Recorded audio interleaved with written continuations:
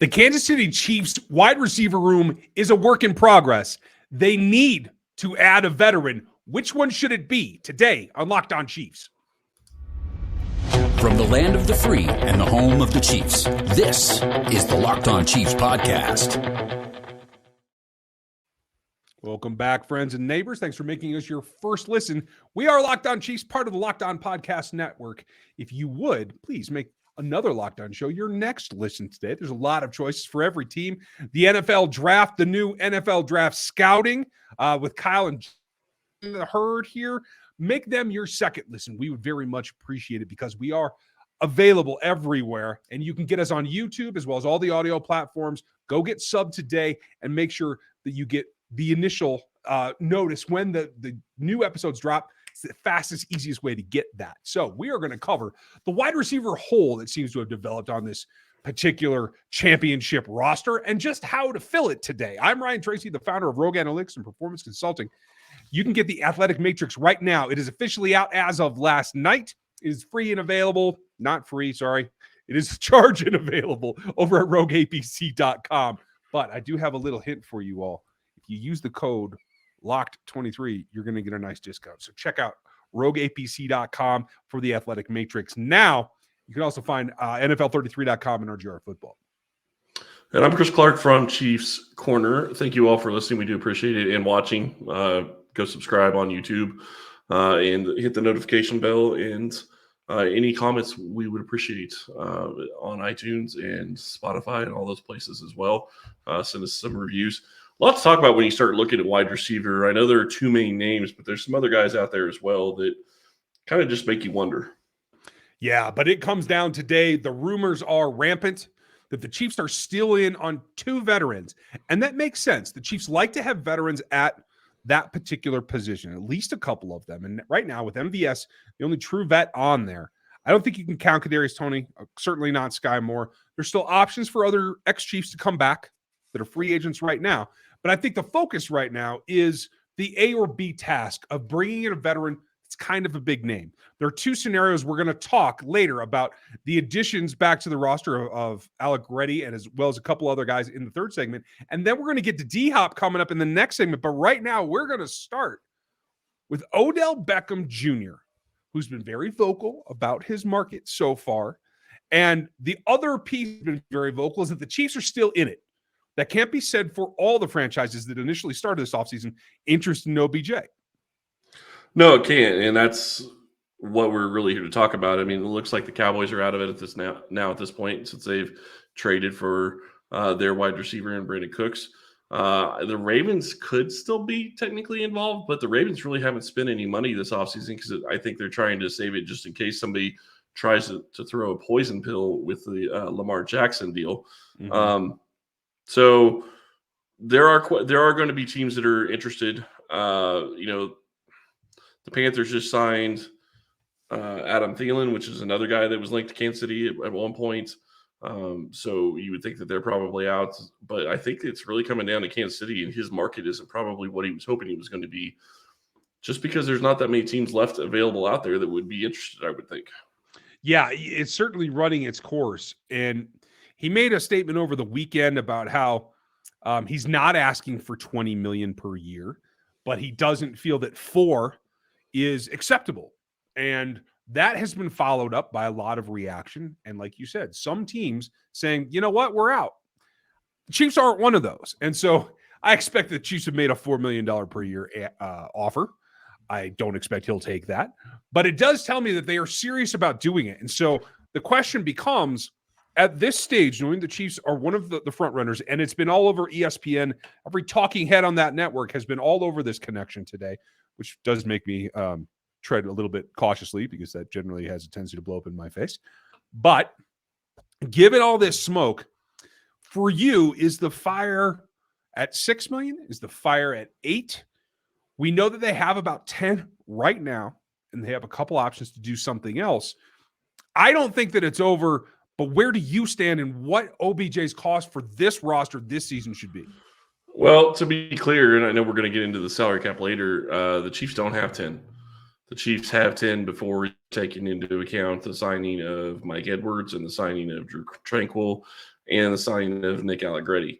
More than likely, it's probably closer down to 5, maybe even 4.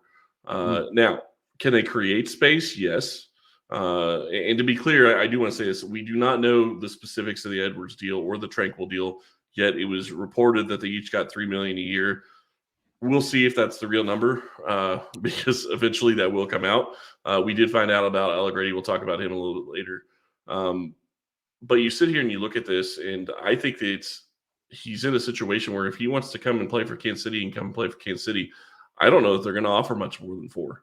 I think they're probably going to stick with where they are, knowing he's coming off an injury for one, and the market just isn't going to be there for him. Okay. I can get that. I think that'll get driven up a little bit, but hopefully not much. But what would be the reason that you wouldn't go up for OBJ, that you wouldn't raise your offer, say, to 6-ish? And is that enough still that you think that this deal can get done at the 4 range? Okay, so what I've been looking at on my phone, I apologize, is trying to find the exact teams that seem to be interested to begin with. Cowboys, Ravens, Jets, and Chiefs.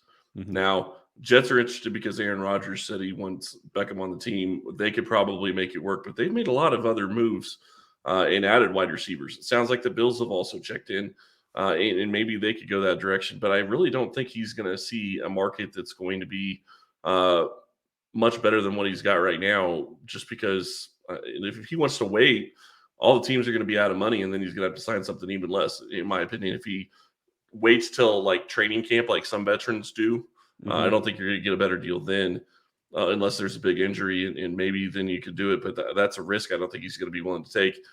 I don't know what he's looking for. That's the big question. People have said $20 million, and he's saying that people have offered him $4 million.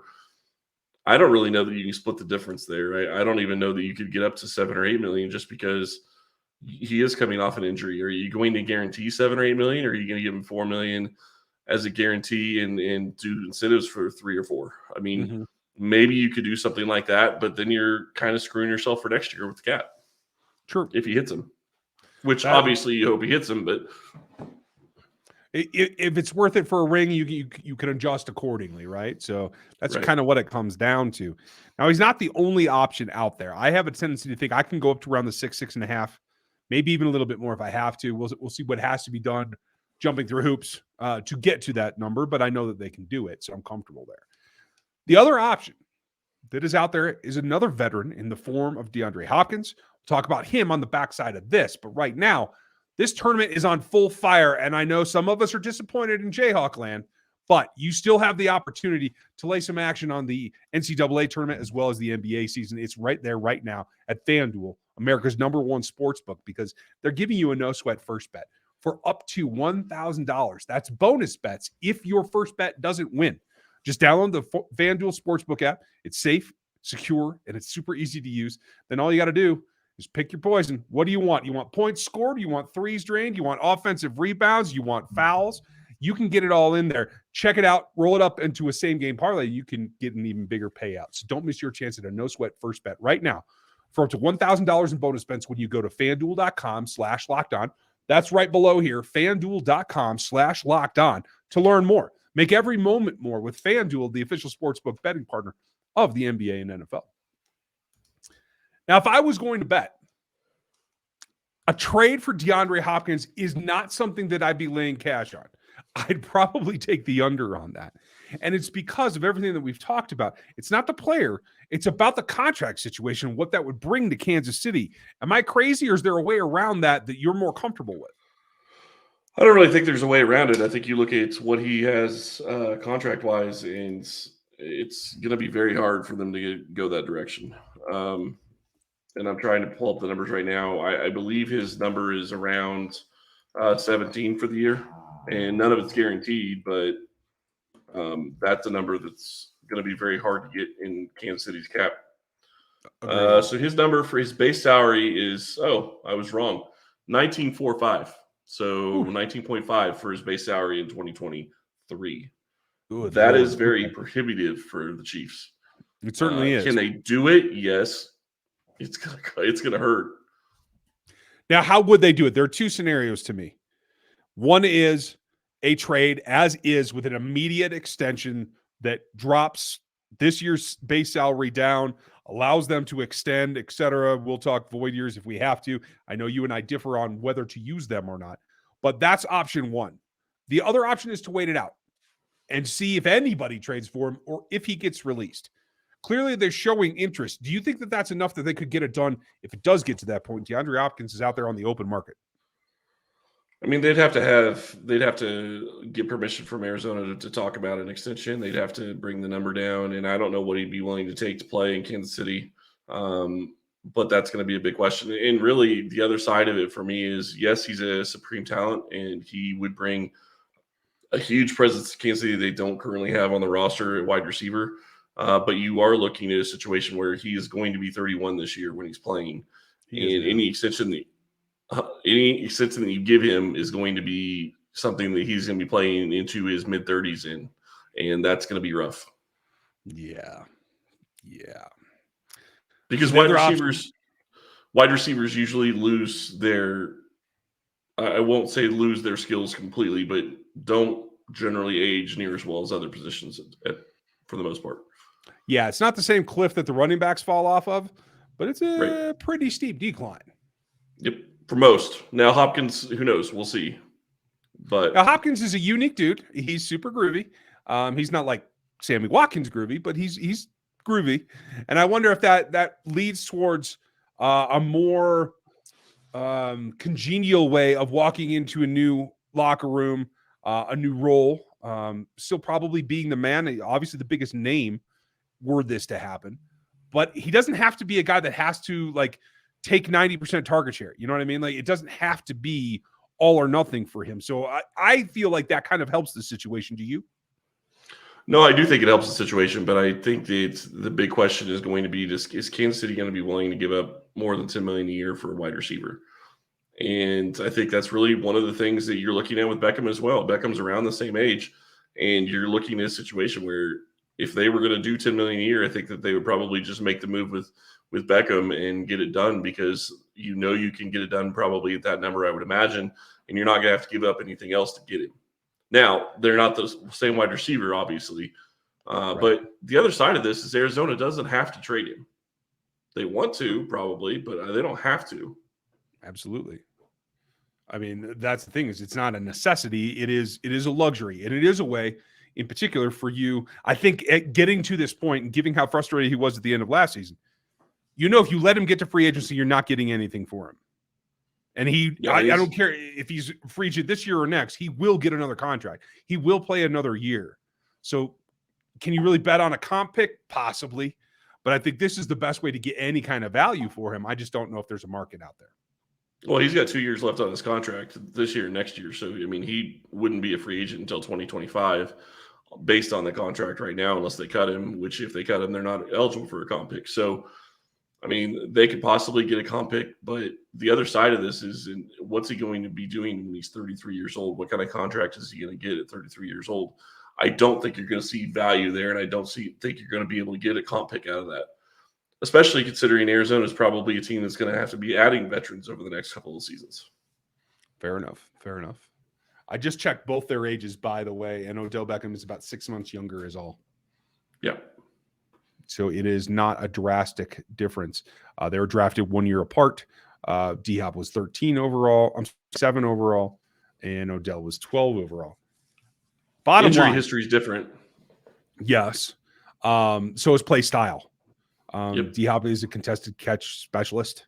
Odell is still, even at his advanced age, as long as he's healthy, what I saw when he was last healthy with the Rams was still a guy that could win running routes. That's the difference. Yep. And Hopkins would give Mahomes a different type of weapon that he's never had before. So that would be interested to see. I would be interested to see that a little bit, but again, that hasn't generally fit this offense. Fair enough. That said, somebody has to come back. This room is thin. Nick Allegretti just came back on the offensive line. We're going to talk about him. And then what are the options still available for ex-Chiefs that could be future Chiefs yet again on the backside of this? But I want to tell you about our friends over at Built Bar. The Built Bar March Madness bracket is here. We know that you have a favorite Built Bar or Puff, and now's your time to make it count. Go to builtmarchmadness.com to vote for your favorites today. I'll be voting for the chocolate brownie puff. It is delicious. I absolutely love it. If you want the Chiefs to win, then you're going to be voting for that bar too. Support your team, support your bar or puff. And when you vote for your favorite bar or puff, you will be entered into a drawing where 50 lucky Locked On listeners will get a free box of Built Bars. Not only that, but one Locked On fan will win a 12-month subscription to Built to have Built's best bars or puffs delivered monthly straight to your door. What makes Built Bars and puffs so good? Well, for starters, they're all high in protein, low in sugar, and covered in 100% real chocolate. Run to builtmarchmadness.com right now to vote for your favorite bar or puff and pick up a box while you're there. You can vote every day in March, so hop in and support your pick.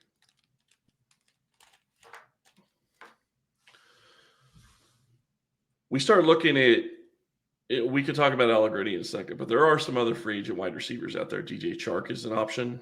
I like that one in particular. Yeah. Haven't really seen any real interest, though, from the Chiefs. What about Jalen Guyton? No, you're not to just rhyme with his name, but he's a Jag to me. I don't know if he's a guy that can come in and be anything other than just a guy. Yeah, and then you got the other guys that you talked about that are ex-Chiefs that we're going to talk about here in a second. You start looking at some of these guys, and really there's just nobody left. I mean, DJ Chark is really the main name that's out there. Yeah, you've got a couple of guys that are older, but when you start looking at the younger names, that's about all you really have. Scotty Miller's out there. Miles Boykin, Pharaoh Cooper. I mean, old buddy Demarcus Robinson is still out there. Honestly, I would prefer to go back to what the Chiefs have out there right now, and that is McCole Hardman and Justin Watson. If you have to fill back out the wide receiver room, I'd rather have somebody not only that has experience in the system, but was just here and might want to help win another ring. That's where I'm going right back to. Yeah, and one thing that you're going to get with McCole is you got a young guy that can continue to try to develop a little bit and see if you can get that, and that would be helpful.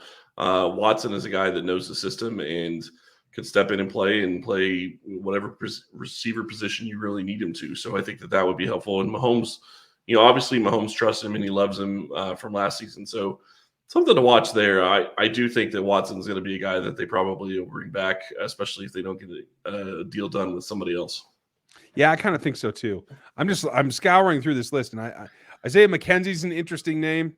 I could look at that, but again, we're talking about another player that fits in with what they have. We don't have anything outside of what is really meant to be a slot type body that might be able to do something as a Z. I think that narrows down the field, to tell you the truth. But yeah, it does. That's all. That is the options to go back to the well. And I do think we'll see that, but it probably won't be for a bit with either McCole Hardman or Justin Watson if that is an option. Now, they always carry a ton of wide receivers on the practice squad. I just don't see that elevation coming. Yeah, I don't either. Watson, I don't think will be done until after the draft. If they bring him back, I don't see that being done until after the draft. McCole Hardman, I think, is going to get a deal. And the thing that could be holding a deal up for him is injury. It's possible. It's possible that he's got some other people out there interested in him, but he's been injured, so he can't pass physical right now, I don't think. So something to watch there. That is definitely a difficult part of it. Something we don't have to watch now is that Nick Allegretti is back, and the Chiefs used a familiar cap tool to do this, got him back. I'm really, really surprised because I thought for sure he was going to have an offer from the Chicago Bears. Ryan Poles up there now. They need help on the offensive line. How surprised are you that he didn't end up in Chicago? A little bit. I think that Chicago is probably going to be looking at drafting and trying to address their needs through the draft a lot. Although one thing that they have started to do in Chicago this year that I think is very smart on his part is their front-loading contracts. And so they will not be in cap hell with the veterans that they're going to be signing over the next, or that they've signed. So that's something that's good. And they need to just spend the money cash-wise to get up on their cap number that they've got. So it does make a lot of sense. So he comes back to Kansas City, is now a guy that The Chiefs don't have to go out. I do think they like a couple of athletic guards later in the draft, but Allegretti fills that hole from guard to center to guard. He can snap if he has to. He is that essential backup. Obviously, can come back, and him and his dad can load the U-Haul back up and come back down from Northbrook or wherever it is that he lives. But that said, it is a familiar deal because it's exactly what Andrew Wiley did. Was it last season or the season before? It was last year. Yeah, it's a veteran minimum deal where they basically are going to count about 1.3 against the salary cap, but they're getting 2.5. Gets a signing bonus of 152,500, and then gets a salary of like 2.3. But it's a fully guaranteed deal. But it's the nice thing for Kansas City is, like I said, it's only going to count 1.3 against the cap, so it gives them some cap flexibility. And really, I think that in this scenario, you're looking at a situation where you probably have 7 of, I don't know, the 8 or 9 offensive linemen on your roster already right now. Yeah. And we all know that they might carry Maybe 10, 8. but they need 8 at a minimum. So that kind of sets them up. I think a draft pick is certainly in the future. With the Laramie Tunsil signing over the weekend, I don't think anything's coming. That was the last thought. If they were going to make a big splash on the line, I thought that might be it. So now I do think it is a draft pick. Round that group out, they might pick up another piece here or there. There's a lot of offensive linemen out there. You never know exactly what their criteria are, so I'm always interested in that. But right now, do you see anything happening immediately here in the near future that maybe we should be on the lookout for? Yeah, I could sit here and say no. But, of course, Kansas City is probably going to go out and do something tomorrow. I did not see the Tranquil signing coming. Yeah, I didn't see Tranquil come. I didn't see Edwards coming. I didn't see either of those guys being positions that Kansas City would be looking to spend a little bit of money on. Tranquil is going to be very interesting. We already talked about him a little bit over the weekend. So that's going to be something to watch and how they're going to end up using him. When you start looking at the offensive line, as we were talking about, though, I think you have 8 now. Prince is 8 probably. Now, whether or not he's able to make the roster if Kansas City invests in the offensive line and the draft is a question, or whether, who knows, they could find an undrafted free agent that comes in and impresses them. I mean, that's possible with some of those offensive linemen. I mean, it's every year somebody comes in as a UDFA and usually makes the team somehow. Absolutely. Are you surprised that Isaiah Wynn is still available? A little bit. I am too. I don't know. I don't think he played great. I mean, he played well enough, but he didn't play great. So, and when you start looking at this draft, if you're going to be drafting in the top part, you have a chance of getting 4 guys probably that I think that you feel really good about, and maybe even 5 guys if you're counting Harrison in Oklahoma. I guess I'm a little surprised that he's available because he's quality offensive lineman, but at the same time, if he doesn't fit what a team wants, he doesn't fit what a team wants, and he'll sign somewhere and he'll play next year. I just not sure where it's going to be. I don't think it's going to be Kansas City, but we'll see. Yeah, there are bigger mysteries. We're going to talk about the draft options for both these positions this week. Matt Derrick's going to be with us tomorrow. So make sure you like, sub, and hit that bell. Make sure you check out Locked On NFL Scouting. The draft dudes are back. It is Joe Marino and Kyle Krabs back on the network. And we have some things coming about where the Chiefs are going. There's another pin or two that has to fall, and then it is hot and heavy. So please check out the Athletic Matrix right now. It is at rogueapc.com, and you can use that code LOCK23 to get yourself a discount because the draft guide is right around the corner. As I'm finishing up, me and the staff over at Rogue APC, we are finishing our film grades. We're getting everything put together so that we can lay out the draft options at every position, but specifically the ones that the Chiefs want. Now, we've talked a lot about tackles, edges, wide receivers. If they have to sidestep and go a different direction, there's options there as well. So check that out. I want to maybe explore later in the week, what's the crazy scenario? They get everything done. What goes nuts? What is the loop in the draft that we're not expecting? Yeah, and I think there's a lot of different directions you can go there. And I think the one thing that I would say that needs to be thrown in there when you start looking at wide receivers is you also need to consider tight ends. And it's not necessarily because they need a tight end one, because obviously Kelsey is here.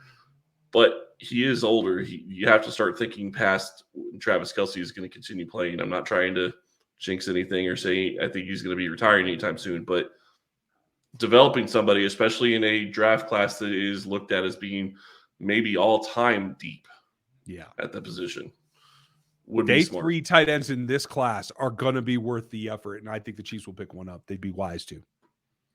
Yeah, and I wouldn't be shocked if they look day 2 if they're not able to get a wide receiver that they like. Fair enough. Because they like 12 personnel or 13 personnel. Sorry, that's all I was going to say. No, absolutely. And folks, we are trying to run through as many scenarios as possible. We do that on Mondays. If you missed yesterday's show, it is a mock draft Monday where we run through a typical scenario to see how things fall out, what the Chiefs can do as their trade options. We do that every Monday up until the draft. We are here 5 days a week, so that is the Monday show. Matt Derrick is with us on Wednesday, so you can get the insider view from around the facility. We're balancing everything out, and it's a long process, but we are well into draft season. I hope you guys are having fun. Thank you for your time today. Thank you for liking and subbing on YouTube and subbing over on the audio platforms. We appreciate your time. Have a good day, and we will talk to you tomorrow.